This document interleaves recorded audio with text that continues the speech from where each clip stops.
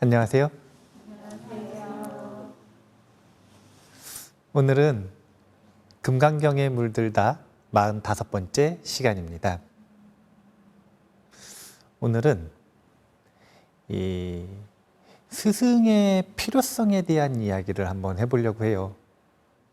스승이 필요한 이유, 그 다음에 금강경을 공부하는 불자들이 어떻게 스승을 모실 수 있을지 현실적인 대안, 이런 내용들을 한번 공부해 볼 거예요. 오늘의 주제는 이런 질문이에요. 스승이 반드시 필요한가요? 스승을 섬기는 이익을 얘기한다라는 건 반드시 필요하다라는 이야기를 하겠죠. 반드시 필요하다라고 제가 얘기를 하는 게 아니라 금강경이 이야기를 합니다. 그래서 금강경이 왜 스승을 섬겨야 하고 어떻게 스승을 누구를 섬겨야 하는지에 대한 이야기를 어떻게 이야기하는지 오늘 한번 얘기해 보려고 해요. 기억을 한번 잘 되짚어 보시면 금강경은 나선형 반복 구조란 말이에요. 나선형 반복 구조가 쭉 나오면서 정신희유분에서 처음으로 글을 읽는 제자들에게 반문을 합니다. 어떤 반문을 하시냐면 지금까지의 내용을 듣고 청정한 믿음이 일어납니까? 라고 반문을 해요. 금강경이 질문을 던지는 거예요. 앞부분에서 대전제의 질문을 한 다음에 그에 대해서 광대심, 제일심, 상심, 부전도심이라고 하는 이 네 가지 금강심에 의지해서 수행해야 한다. 그리고 그 수행 방법은 무주상보시다. 라고 하는 것을 쭉 설명을 하신 다음에 반문을 해보는 거예요. 뭐라고 반문을 해보시냐면 지금까지의 내용이 받아들이기 어려운 내용일 수도 있는데 특히 무상반야라고 하는 내용은 받아들이기 어려운 내용일 수 있는데 이 내용을 듣고 정말로 가슴속에서 청정한 믿음이 납니까? 그런데 안타깝게도 정신은 희유한 거잖아요. 소수를 제외하고는 사실은 청정한 믿음이 안 나는 거예요. 청정한 믿음이 안 나는 것뿐만이 아니라 사실은 이해 자체가 안 될 수도 있어요. 그러면 금강경은 자비로운 경전이기 때문에 청정한 믿음이 안 나면 이제 집에 가세요. 이게 아니라 청정한 믿음 날 때까지 준비해서 오세요. 이게 아니라 방법을 일러주시는 거예요. 청정한 믿음이 나는 이가 있고 나지 않는 이가 있는데 차이가 무엇인가? 그것을 뭐라고 표현을 하셨냐면 지계수복이라고 하는 단어로 표현을 하셨었어요. 지계수복. 그런데 제가 이 지계수복은 두 가지 의미가 있다고 그랬어요. 지계는 똑같은 의미인데 수복, 복을 닦는다라고 하는 게 어느 시기에 있느냐에 따라 두 가지 의미로 나뉠 수가 있다. 기본적으로 복을 닦는다라고 하는 건 처음 수행을 시작하는 입장에서는 공양 올리고 섬기는 것, 이것을 가지고 수복이라고 합니다. 그래서 삼보에 공양 올리고 삼보에 귀의를 하고 이런 행위들이 내 공덕과 복덕을 늘려줄 수 있다. 그렇게 해서 공덕과 복덕이 늘어나면 이제 삼보에 귀의하는 불자가 됐으니까 모범 불자가 되기 위해서는 도덕적인 삶을 살아야 돼요. 도덕적인 삶이 내 삶에 싹 들어온다. 그럼 어떻게 되냐면은 범죄로부터 자기가 자유로워집니다. 어떤 범죄도 안 당한다는 게 아니라 자기가 어떤 범죄도 안 저지르게 돼요. 남들이 나에게 범죄를 저지르는 걸 막을 수 있는 방법은 없지만 내가 누군가에게 범죄를 저지르는 걸 막을 수는 있어요. 어떻게 하면 되냐면 계율을 자신의 삶에 받아들이면 됩니다. 그러면 준비가 됐어요. 어떤 준비가 됐냐면 잘 생각해 보세요. 내가 누군가에게 범죄를 저질렀어. 그런 마음이 편안할까요? 아니면 굉장히 번거로울까요? 번거롭고 괴롭잖아요. 거짓말 하나만 해도 들킬까 봐 전전긍긍 하는데 누구 때리거나 사기쳤다고 생각해 보세요. 안 돼요. 지계를 하면 마음이 편안해집니다. 그럼 뭘 할 준비가 된 거냐면 이제 수복, 두 번째 수복, 선정수행을 닦을 준비가 된 거예요. 왜 선정수행이 수복이냐면 선정 상태에 들어간 의식을 지복의 의식이라고 불러요. 지복. 아주 지극한 행복의 의식이다. 선정 상태에 들어가면 막 쾌락이 있는 게 아니라 뭐가 있냐면 첫 번째 탐욕이 없고요. 두 번째, 분노가 없고요. 그 사이에 깨어있음의 힘이 있어요. 그러니까 무탐, 무진, 무치의 의식을 경험을 하는 겁니다. 이 의식이 가장 지극한 행복이다라고 표현을 하는 게 이 선정을 지복이라고 부르는 다른 이름이에요. 그래서 수복이 조금 더 고급 수행자에게는 선정 수행을 의미를 하는 거예요. 그러니까 지계수복이 되어 있지 않으면 청정한 믿음이 안 난다라고 말씀을 하신 이유는 여기서 지금 얘기 나오는 거예요. 계율을 닦고 선정을 닦으면 이것을 근본으로 해서 무엇을 닦을 수 있는 거냐면 지혜, 반야 지혜를 닦을 수 있는 거거든요. 그러니까 계율도 잘 지키고 선정도 잘 닦았어요. 그러면 이 사람은 그 다음 반야의 지혜에 대한 이해가 생길 수 있는 충분한 준비가 되어 있다는 거예요. 1학년 준비 잘했고 2학년 준비 잘했으면 업그레이드 될 준비가 되어 있다는 거죠. 그런데 선정을 안 했어요. 지계도 안 했어요. 지계 수복을 안 했단 말이에요. 안 한 상태에서 갑자기 고급 과정을 배우니까 이해가 될까요? 안 될까요? 안 되죠. 덧셈 뺄셈을 못 하는데 미분적분을 배우기 시작한 거예요. 이유는 간단해. 미분적분이 좋다고. 왜 사람들은 더 고급 과정이 좋은 건 줄 알잖아요. 그래서 덧셈 뺄셈 배울 생각은 안 하고 사실은 덧셈 뺄셈 배워야 된다는 것도 모르고 처음부터 그냥 고급 과정이라고 미분적분 보기 시작한 거예요. 안 돼요. 청정한 믿음이 난리가 없죠. 부처님은 굉장히 상식적인 분이에요. 청정한 믿음이 나지 않는다? 무조건 믿어라. 안 믿으면 지옥 간다. 이런 말씀하시는 분이 아니에요. 그건 굉장히 비상식적인 거고. 그게 아니라 왜 청정한 믿음이 나지 않냐면 차제가 있는데, 그러니까 학년 구분이 있는데 저학년 공부를 제대로 안 해서 그런 거다. 그러니까 어떻게 하라고 하는 거냐면 지계수복을 닦으면 청정한 믿음이 날 것이다. 그런데 부처님은 진짜 자비로우신 게 이것도 못하겠는 분들이 있어요. 그러니까 지계수복도 못하겠는 거예요. 그런 사람들을 위해서 새로운 조언을 하나 해주시는데 그게 뭐냐면 만나는 모든 부처님들과 보살님들께 공양을 올려라. 근데 이게 무슨 뜻이냐면 만나는 스승들에게 스승들을 찾아가 만나고 공양 올리고 인터뷰하라. 이거예요.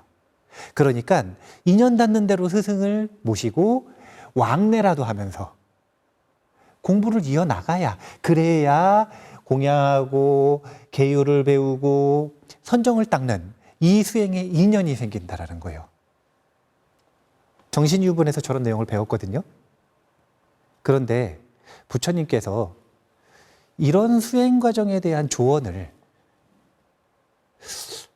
그냥 막 해주셨을까요? 아니면 근거가 있이 해주셨을까요? 근거가 있겠죠? 사실은 제일 쉬운 근거가 뭐냐면요. 본인이 그렇게 살았던 거예요.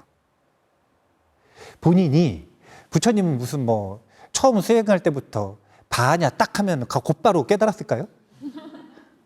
그럴 리가 있나. 만약 그랬으면 3아승직업 10대겁을 수행을 안 하셨겠죠. 3아승직업 10대겁을 수행을 하셨다라는 건 부처님도 들어도 믿음도 안 가고 들어도 이해도 안 되고 이런 시절이 있었다는 거예요, 없었다는 거예요. 그래서 본인은 그런 시절에 뭘 했다라고 이야기하는 거냐면 스승을 모시고 공양을 올리는 것부터 시작해서 지계와 선정을 닦아나가는 과정을 거쳤더니 비로소 그때야 미분적분이 이해가 되더라. 이렇게 선배가 조언을 해주는 거라는 거예요. 그래서 금강경에 이 부처님의 독백이 나오는 겁니다. 뭐라 그러시냐면 수보리여, 나는 연등부처님을 만나기 전, 연등부처님이 누구시냐면 수기를 주신 부처님이시죠. 연등부처님을 만나기 전 과거 한량없는 아승기겁 동안 804천만억 나유타의 여러 부처님을 만나 모두 공양하고 받들어 섬기며 그냥 지나친 적이 없었음을 기억한다. 연등부처님을 언제 만나시냐면 수행을 쭉 하시고 3아승직업의 마지막 아승직업이 시작될 때 연등부처님을 만나는 거예요. 그럼 앞에 여러 아승직업의 수행이 있겠죠. 사실은 3아승직업 10대업 하시기 전에도 수행자였을 가능성도 있어요. 그러니까 성불의 길을 결심하고서 3아승직업 10대업이 걸리는 건데 그 전부터 수행을 하셨던 그 기간을 표현을 하기를 8만 4천만억 나유타의 여러 부처님을 만났다라는 거예요. 석가모니 부처님이 특징이 뭐냐면 스승을 만났을 때 스승을 섬기는 것에 게으름이 없었다. 본인이 그러했다라고 하는 걸 말씀해 주시는 거예요. 생각해 보면 석가모니 부처님이 저 8만 4천만억 나유타의 부처님들을 만날 때 우리도 중생으로 윤회를 하고 있었을까요? 없었을까요? 우리도 그때 윤회하고 있지 않았을까요? 근데 석가모니 부처님은 2500년 전에 성불을 하셨잖아요. 근데 우리는 아직도 중생이라. 그러면 무슨 차이가 있느냐 이거예요. 산 건 똑같은데, 삶을 살았던 건 똑같은데, 심지어 윤회를 살았던 건 똑같은데, 그런데 그 윤회 속에서 스승을 받들어 섬기며 공양하고 공부 배우고 하는 이런 스승과의 인연을 얼마나 소중히 여기는가, 여기서 차이가 있었다라는 거예요. 석가모니 부처님 본인이 저러하셨기 때문에 누구나 본인이 걸었던 길을 후배들한테 조언을 해주도록 되어 있습니다. 물론 본인이 걸어봤는데 틀렸어, 그 길이요. 그럼 조언을 해줄까요? 하지 말라 그럴까요? 근데 그 길이 맞아요. 그러면 적극적으로 힘있게 권해주실 수 있겠죠. 석가모니 부처님 본인이 검증한 길입니다. 스승을 섬김으로써 지계수복으로 나아갈 수 있고 지계수복을 해야 청정한 반야에 대한 신심이 생길 수 있다. 그래야 보리심을 완성하는 성불의 길을 갈 수 있다. 이 조언을 기억을 해 두실 필요가 있어요. 그런데 이런 필요성은 사실은 한국에 있는 불자들이라면 웬만하면 다 느끼는 바예요? 못 느끼는 바예요? 이 스승을 섬겨야 돼, 안 섬겨야 돼요? 섬겨야 돼요. 이 섬길 만한 스승이 있으면 섬겨야겠죠? 네, 섬길 만한 스승이 없어서 안 섬긴다는 게 아니에요. 이런 실수를 알려드리려는 거예요. 만약에 섬길 만한 스승이 없기 때문에 안 섬긴다, 이런 마음이 있으시다면 그게 바로 자기가 스승을 섬기지 못하도록 만드는 장애물이라는 걸 알려드리려고 하는 거예요. 스승이 있습니까? 라고 하면 안타까워서 눈물을 흘리면서도 1년 뒤에도 스승을 못 섬기는 분들이 많아요. 그 순간에는 눈물을 흘리면서 스승을 꼭 섬겨야겠다 다짐을 하지만, 기도할 때마다 선스승을 발언합니다 말을 하지만, 선스승이 아무리 지나가도 선스승을 섬기지 못하는 이유, 그건 뭐냐면 다른 이유 때문이 아니라 부처님 같은 스승을 원해요. 이 얼마나 허무맹랑한 일입니까? 부처님 지금 계셔요? 1년 전엔 계셨어요? 몇 년 전? 한 1000년, 2000년, 지금 2500년. 뭐.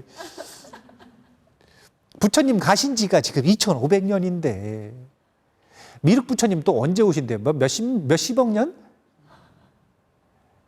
그러면은 부처님 같은 스승 기다리다가 스승 섬길 수 있어요, 없어요? 눈높이를 좀 낮추자. 눈높이를 좀 낮추자. 부처님 같은 스승을 원하기보다는 누구든 나를 이끌어줄 수 있는 스승을 발언하고 원하는 마음을 가져야 됩니다. 부처님 같은 스승이 도대체 얼마나 위대하냐면요, 부처님의 이 아라한들과 다른 특징이 대연민삼매와 일체지거든요. 자, 비교 대상을 보세요. 자, 지금 제가 부처님과 누구를 비교했어요? 아라한. 네, 그러니까 이런 마음 가지고 있으면 아라한도 안 돼. 아라한이어도 자기가 눈이 높아가지고 내 스승으로서는 실격이라. 이래가지고 어떻게 스승을 모시겠어요? 요즘 아라한이 얼마나 귀합니까? 그것도 공인된 아라한들이 굉장히 귀하단 말이에요.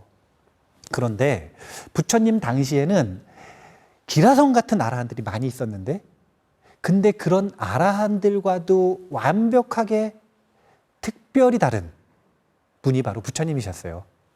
대연민삼매 일체지라는 특징 때문에 일체지, 이 통찰지의 깊이 차이를 이제 묘사를 하기를 이렇게 묘사를 합니다.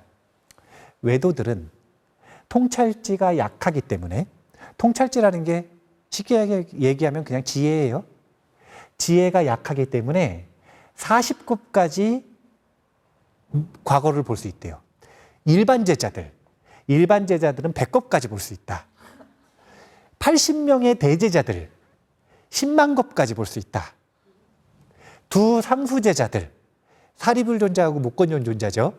두 분은 1아승지급 플러스 10만 급까지 볼 수 있다. 벽지불들은 2아승지급 10만 급까지, 그리고 붓다들은 무한대로 전생을 기억한다. 전생을 얼마나 깊게 기억을 할 수 있는가의 차이를 지금 이야기하고 있는데, 여기서 지금 외도들은 그냥 일반 외도들 누구나 얘기하는 게 아니라 사선팔정을 닦은 선정에 통달한 외도들을 얘기를 하는 겁니다. 선정수행을 통달하면 신통력이 생기는데, 대표적인 신통력이 과거와 미래를 보는 거예요. 미래를 보는 힘이 있으면 좋을까요, 안 좋을까요? 그게 좋은 사람들은 안 보여요. 욕심이 있잖아. 이분들은 왜 보이냐면, 그게 보이나 안 보이나 본인들하고는 상관이 없으니까 보이는 거예요. 그래서 이 사선팔정을 닦은 사람들을 기본적으로 얘기를 하는 겁니다. 여기서 말하는 일반 제자들이 일반 스님들 얘기하는 게 아니라 일반 아라한들 얘기하는 거예요. 일반 아라한들. 아라한 중에서도 특별한 80명의 대제자들.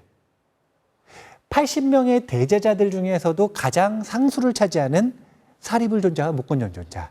이런 식으로 지금 세월로서 얼마나 넓은 통찰지를 가지고 있는지를 이야기하는데, 참고로 지금 이게 뭐냐면요, 요 숫자들이 뭐냐면 수행기간이에요. 수행기간. 이 정도 외도가 되려면 40겁은 수행해야 된다. 이 정도 아라한 되려면 100겁은 수행해야 된다. 80명의 대제자 정도 되려면 10만 겁은 수행해야 된다.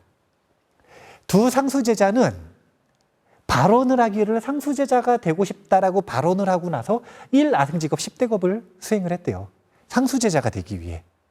이 통찰지를 갖추기 위해. 벽지불들은 2아승지급 10만 겁이 필요해요.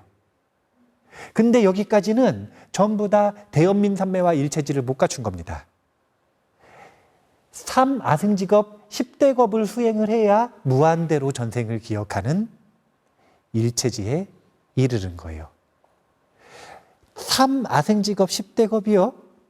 표준 시간일까요? 최소 시간일까요? 최소 시간입니다. 최소 시간.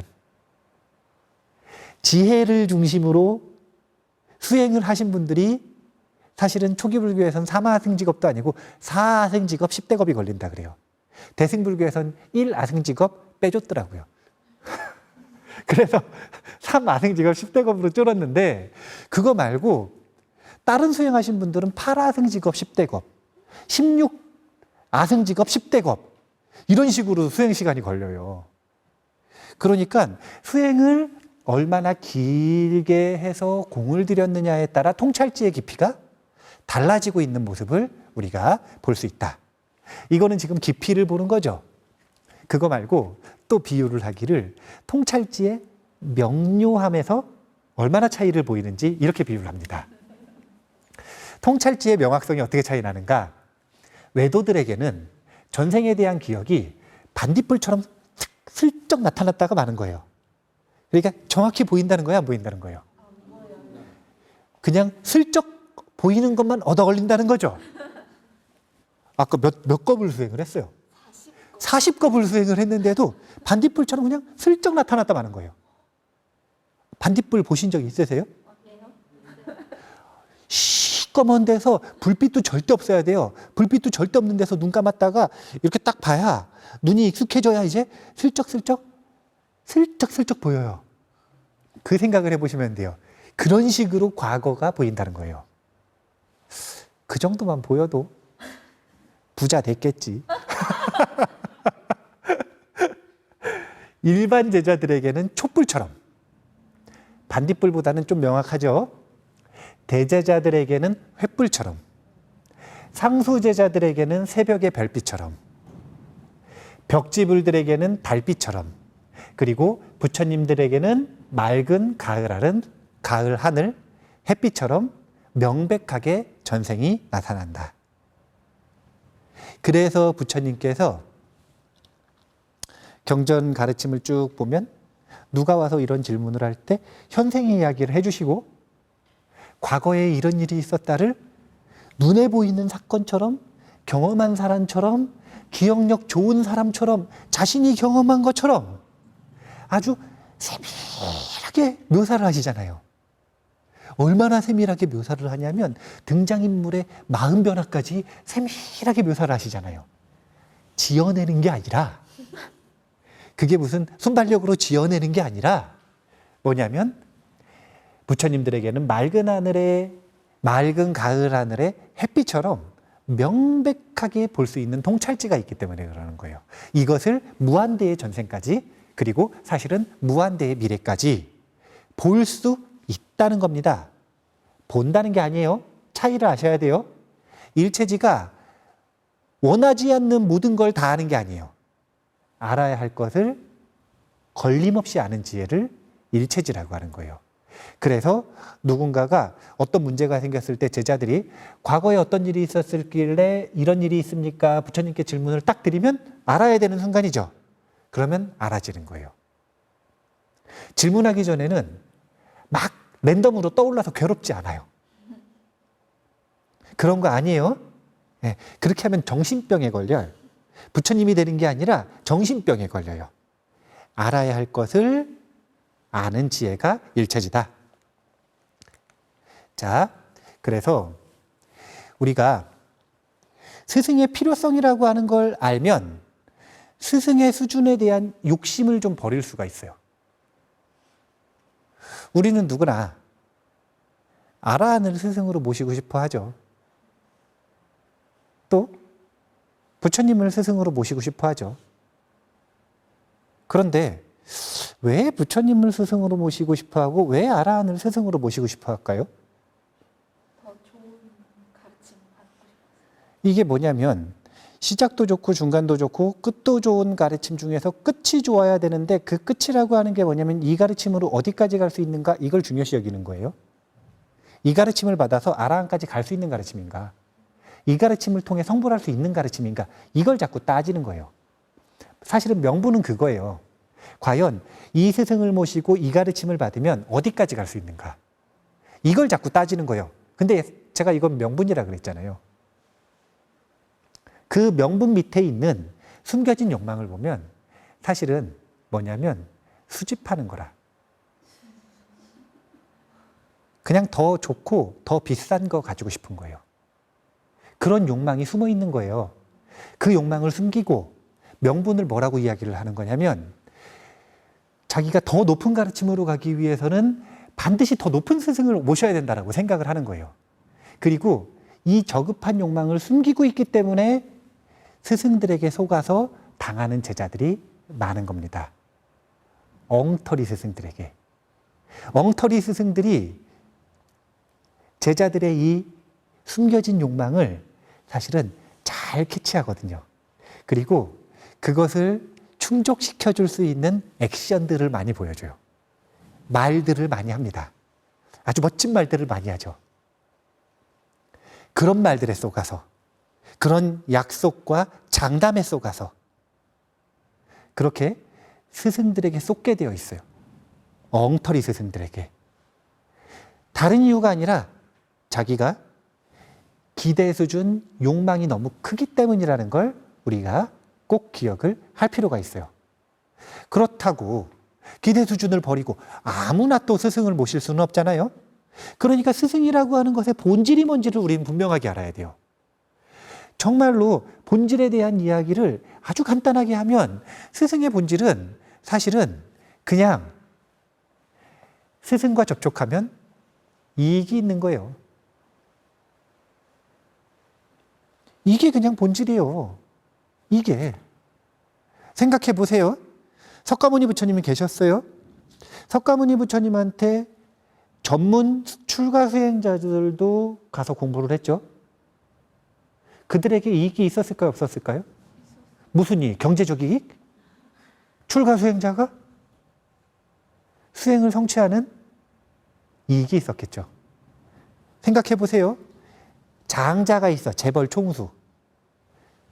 부처님한테 그 당시 인도의 10대 재벌 중에 9명이 부처님 제자였다 그러거든요. 그러면 그 재벌 총수들이 부처님 찾아가가지고 부처님과 접촉하고 가르침을 받으면 이익이 있었으니까 가겠죠. 어떤 이익이 있었겠어요? 돈을 더 많이 경제적인 이익이 있었겠죠. 경제적인 이익이 있었겠죠. 또 인도의 16대국 중에 수많은 국왕들이 부처님의 제자였어요. 이 사람들도 부처님하고 접촉을 자주 했단 말이에요. 왜냐하면 이익이 있었으니까. 어떤 이익이 있냐면 나라가 안정되고 발전되는, 그리고 개인의 마음이 편안해지는 이익이 있었으니까. 스승의 본질이라고 하는 건 결국은 스승과 접촉했을 때 이익이 있어야 된다는 거예요. 스승에게는 반드시 언어적인, 비언어적인 가르침을 통한 이익을 동반을 해야 돼요. 이게 기준인데 제가 그 본질을 한 가지 이야기로 알려드리려고 그래요. 어떤 이야기냐면 농부 아버지가 있었는데 농사를 열심히 하셨겠죠? 농사를 해가지고 보통 아들한테 이렇게 보내주잖아요. 그래가지고 서울대를 보냈어요. 그러면은 아버지가 기쁠까요? 안 기쁠까요? 네. 그래가지고 서울대 해가지고 어딜 들어갔냐면은 아주 좋은 그 대기업에 들어갔어요. 기쁠까요? 안 기쁠까요? 네. 대기업에 들어가가지고 이제 한 간부쯤 됐어. 그러면은 아버지의 허리 다 폈겠죠, 지금. 네. 아버지 일을 절대 멈추질 않잖아요. 아무리 그만하시라 그래도 일을 절대로 멈추지 않으면서 항상 허리가 아프다고 얘기하시면서 일을 하시잖아. 그런데 그렇게 자랑스러운 아들이 서울대 출신의 간부까지 갔는데 예전에 IMF 같은 그런 사태가 벌어진 거예요. 그래가지고 실직을 해버렸어요. 그래서 이제 요 시골에 와가지고 아버지한테 얹혀 사는데 맨날 속상하니까 술만 먹는 거예요. IMF 때 그런 일들이 많았을 거 아니에요. 그러니까 술만 계속 먹다가 아버지가 1개월 봐주죠. 한 반년까지도 봐줄 수 있겠죠. 근데 한 1년 넘어가니까 못 봐주겠죠. 네, 그러니까 발로 차버렸어요. 일이나 하라고. 그러니까 이제 술이 많이 알코올 중독처럼 됐는데도 아버지가 발로 차가지고 일을 하라니까 한 1년 쉬었으니까 약간 눈치도 보이잖아요. 그래가지고 아버지 논일 하는데 도와드리려고 나갔어요. 이제 논밭을 쭉 가는 작업을 하는데 아버지가 저기서 이 막걸리를 드시고 계시는 거예요. 일은 안 하시고. 그러니까 서울대 출신 아들이 약간 요 경쟁 사회에서 살아서 그러는지 경쟁의식이 약간 생기는 거라. 어떤 생각이 드냐면 아버지 저 술 드시는데 내가 아버지보단 잘하겠지. 그래서 밭을 딱 가는데 정신을 똑바로 차리고 내가 서울대 출신인 걸 보여주겠다. 내가 대기업 출신인 걸 보여주겠다. 그래가지고 밭을 쫙 가는데 삐뚤삐뚤 이러는 거예요. 내가 술을 먹어서 그런가? 아무리 정신을 차리고 해도 삐뚤삐뚤 그러는 거예요. 근데 아버지가 막걸리를 잔뜩 드시더니 야 나와봐라 그러고서 일을 하는데 반듯해요. 진짜 무슨 자루 구운 것처럼 반듯한 거예요. 그걸 보고 다음 날은 술 안 먹고 나갔어. 경쟁심이 생겨가지고 내 아버지보단 잘하겠다. 근데 한 일주일을 했는데 절대로 일직선을 자기는 못 만들겠는 거예요. 그래가지고 도저히 안 돼서 궁금해가지고 아버지한테 물어봤어요. 아버지, 막걸리 드시고 일하는데 어떻게 걸어 다니는 건 삐뚤삐뚤 걸어 다니는데 아니 밭 가는데 어떻게 고랑을 일직선으로 파시냐고. 그러니까 아버지가 본인의 노하우 하나를 알려주셨는데 그것이 이 아들을 다시 일어서게 하는 기준이 됐대요. 조언이 됐대요. 그게 뭐냐면 아버지는 일을 할 때 선을 똑바로 그려고 생각하지 않는데요. 뭘 보냐면 반대편에 기준을 세워놓고 그 기준을 보고 따라간답니다. 자기가 긋고 있는 선을 봐가지고는 절대로 일직선이 되지 않는데요. 아버지가 40년 동안 농사를 져본 결과 내가 내 눈을 믿고 해서는 직선이 되지 않는데요. 뭐가 필요하냐면 반대편에 있는 기준, 명확한 기준, 그것만 보고 가면 선은 자연스럽게 직선으로 그어질 수 있다라는 거예요. 스승의 본질은 기준이에요. 스승이라고 하는 것의 본질적인 역할은 뭐냐? 기준이다. 내가 기준에서 어긋났을 때 언어적으로 그것을 짚어줄 수 있는가? 내가 기준에서 어긋났을 때 언어로 듣지 않고 보자마자 정신이 차려지는가? 그 사람이 살아가는 모습, 그 사람이 나에게 하는 말도 아니라 그냥 그 사람이 살아가는 모습, 그것이 나에게 기준이 되는가? 우리는 다른 게 필요한 게 아니라 이런 기준이 필요한 겁니다. 왜냐하면 윤회를 헤매는 중생들은 항상 길 잃고 헤매기 때문에, 종종 완전히 길 잃고 정로에서 벗어나는 경우도 있기 때문에 그때마다 선택을 해야 될 때마다, 갈등이 생길 때마다, 길 잃어서 절망스러울 때마다 나에게 언어적으로 그리고 비언어적으로 기준을 줄 수 있는 사람이 있는가? 이것이 바로 사실은 스승이 있는가라는 질문이에요. 금강경에서 이렇게 얘기하시는 거예요. 금강경도 스승입니다. 왜냐하면 사람만 기준을 제시하는 건 결코 아니잖아요. 경전도 얼마든지 기준을 제시할 수 있습니다. 만일 어떤 사람이 정법이 쇠퇴할 때 이 경을 잘 받고 지니고 읽고 외워서 얻은 공덕에 비하자면 내가 여러 부처님께 공양한 공덕은 백에 하나에도 미치지 못하고 천에 마 하나, 만에 하나, 억에 하나에도 미치지 못하며 더 나아가서 어떤 셈이나 비유로도 미치지 못한다. 훨씬 공덕이 크다 이렇게 얘기하신 거예요. 본인이 부처님들을 만나서 스승으로 섬기면서 공양 올리고 배웠었던 그것과 비교했을 때 어떤 사람이 금강경을 스승으로 모시는 게 아니라 스승으로 모시는 구체적인 행위를 얘기하셨어요. 첫 번째 받아지니고 수지, 그 다음에 읽고 독송, 사실은 외우기까지 하면 암송, 거기다가 이제 원래 이 뒤에는 위인, 해설, 서사유통 이런 거 나오겠죠. 금강경을 여기 본인의 이제 집에 딱 가면은 기도하는 공간이 있을 거 아니에요? 그럼 기도하는 공간에다 금강경을 딱 모셔놓고 스승님께 귀의한다고 맨날 삼배를 해요. 이러면 스승에 대한 예가 다 될까요? 아니요. 그렇게 하면은 금강경 모셔놓으나 열반경 모셔놓으나 성경 갖다 놓으나 똑같은 거라. 어떻게 해야 되냐면 그 경전이 내 삶의 기준이 될 수 있게 자주 펴서 읽어보고 외워보고 해설도 들어보고 이해되는 만큼 다른 사람들에게 얘기도 해주고, 이게 바로 지금 스승을 받들어 모시는 행위라는 거예요. 그렇게 할 때 금강경이 사실은 부처님보다 더 뛰어난 안내자가 될 수도 있다. 이유가 뭐 때문일까요? 부처님은 내가 소유할 수가 없어. 갖고 싶겠죠. 하지만 소유할 수가 없어. 같은 시대에 살아도요. 왜냐하면 부처님 모시고 공부하고 싶은 사람이 너무 많으니까.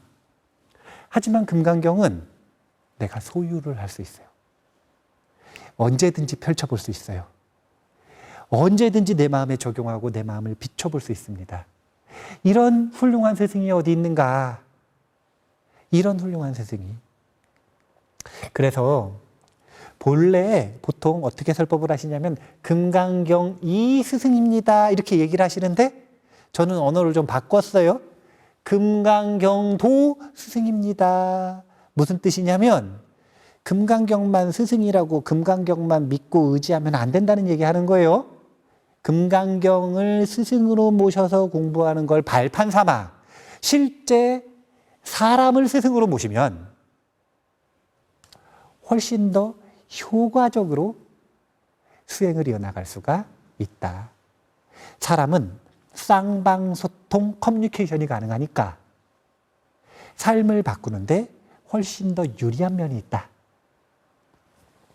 그래서 지금 당장 스승이 있다면, 사람 스승이 있다면, 자, 지금 당장 사람 스승이 있다면 공양 올리고 공부하고 헌신적으로 노력하는 조금 더 애쓰는 이분은 나의 스승입니다. 무슨 이 수집해 놓고 전시해 놓는 거 아니라면 써야죠. 질문하고 찾아뵙고 그렇게 노력을 이어나가시고 만약 지금 당장 스승이 없다면 뭐 쿠팡에 전화해가지고 스승 좀 배달해 주세요 이럴 수 없잖아요.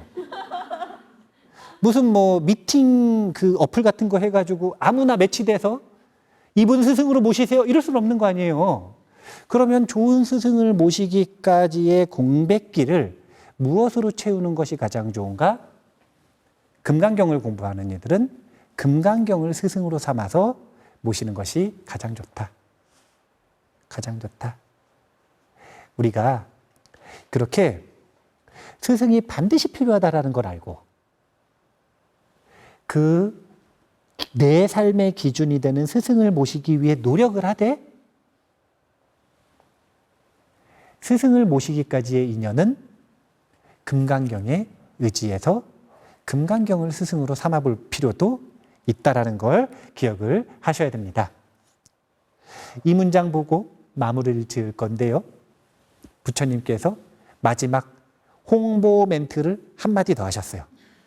금강경이 얼마나 위대한 스승인지를 이렇게 말씀하셨습니다. 수보리여, 이 경은 뜻이 불가사의하며 그 과보도 불가사의함을 알아야 한다. 이 경전이 불가사의의 뜻을 품고 있기 때문에 가장 수승한 공덕을 지니고 있는 거예요. 자, 불가사의, 무한하다 아니에요? 헤아릴 수 없다, 헤아릴 수 없이 양이 많다 이런 뜻 아니라는 거 저번에 알려드렸죠? 불가사의는 사의로 헤아리는 것이, 생각하는 것이, 의식으로 아는 것이 불가능하다는 뜻이에요. 의식으로 헤아릴 수 없이 크다는 게 아니라 헤아리는 영역 밖의 일이라는 거예요. 이건 무슨 뜻이냐면 헤아리는 것은 이분법의 세계, 불가사의는 이분법을 떠난 세계의 가르침을 담고 있다는 거예요. 이분법을 떠난 불의의 의식을 담고 있는 경전이기 때문에 과보가 불가사의한 거예요. 과보가 크다는 게 아니에요. 이분법을 떠난 불의의 의식으로 우리를 데려간다는 겁니다. 그렇기 때문에 최고의 스승이라는 거예요. 수행자들에게 가장 욕심나는 거, 그건 결국 저 불의의 의식, 불가사의라고 하는 저 세계, 진리의 세계, 이곳으로 누가 나를 이끌어줄 수 있는가, 그 기준이 누가 될 수 있는가, 이것인데 이 기준 속에서 금강경이 아주 좋은 스승이 될 수 있다. 이걸 우리가 알아야 된다는 거예요. 그러면은 금강경 읽으면 깨닫는 거 말고는 이익이 없을까요? 있죠. 왜냐하면 부처님 만났을 때 재벌 총수들은 왜 만났다고요? 부자가 되니까. 마찬가지입니다. 금강경을 읽으면 공덕이 생겨서 부자가 돼요. 금강경을 읽으면 똑똑해집니다. 정말로 머리가 트이는데 금강경만 한 게 없어요. 금강경 암송 한번 자녀들한테 시켜보세요. 억지로 시키지 마시고 돈 주면서 시키셔야 돼요. 억지로 시키면 절대로 금강경 보기만 해도 막 나중에 막 금강경 버리고 싶어. 근데 그게 아니라 미션 성공할 때마다 용돈을 조금씩 주시면 금강경을 사랑하게 될 거예요. 그러면서 금강경을 암송하잖아요. 그럼 머리가 확 트여버려. 똑똑하게 만들고 싶어도 금강경은 참 좋습니다. 정말 갖가지 공덕이 있으니까요. 금강경을 스승으로 삼아서 삶의 기준을 바꿔서 삶의 방향을 바꾸는 그런 수행을 이어나가셨으면 좋겠습니다. 오늘 이만 마치겠습니다. 감사합니다.